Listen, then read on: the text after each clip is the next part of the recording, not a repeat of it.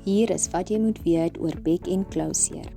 Bek-en-klauwseer is 'n baie aansteeklike siekte wat koeie, skape, bokke, varke en ander diere soos wilde vark affekteer.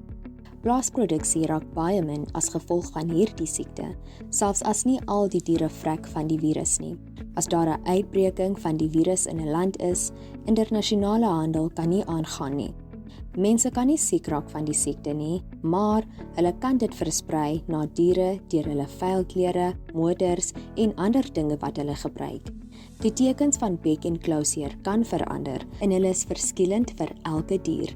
Koeie kan baie siek raak van die virus en jy sal sien dat hulle baie ongelukkig is en het 'n hoë koors, hulle eet nie of dit is baie moeilik vir hulle om te eet. Hulle maak baie min melk en baie speeksel. Hulle het blaase en letsels op hulle snuit, in die mond, op hulle voete en spene. Jong kalwers kan partytjies skielik vrek.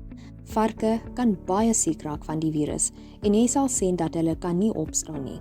Hulle sit net. Hulle voete het letsels en klein varkies kan skielik vrek. Dit is baie moeilik om te sien wanneer skape en bokke het hierdie siekte, maar jy kan die volgende sien. Klein blaase net bo hulle voete en jong skape en bokke kan skielik vrek. As 'n dier bek-en-klauwseer het, jy kan dit in al hulle vloeistowwe vind. Die virus kan maklik versprei deur enige van die volgende maniere, maar die maklikste manier is wanneer 'n dier met die siekte het direkte kontak met 'n dier wat nie die siekte het nie. Dinge soos hooi, voer, water, melk, urine en ander dinge. Vuil klere, skoene en dinge wat gebruik word om te werk. Bokke, geboue of dierevoertuie wat die virus het. Vleis en ander produkte wat kom van diere wat die virus het, as hulle na ander diere gegee wanneer hulle rou of nie baie goed gekook nie. Soms kan die weerstoestande dit maklik maak om die virus te versprei. Byvoorbeeld, wanneer daar wind is, die virus kan van 'n naby plaas kom. As jy dink dat jou diere bek-en-klauwseer het, bel jou veearts of plaaslike owerheid onmiddellik.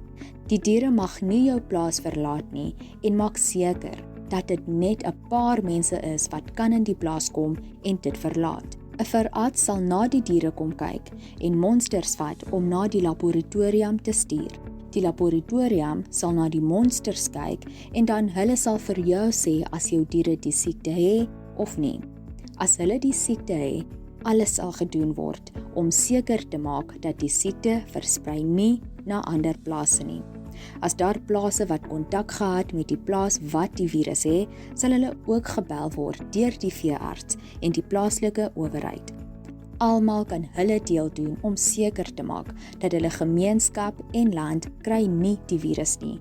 Hulle kan oplettend bly en wanneer hulle dink dat daar diere wat bek-en-klauwseer het, hulle moet iets sê. Jy kan 'n verskil maak. Dankie vir jou aandag.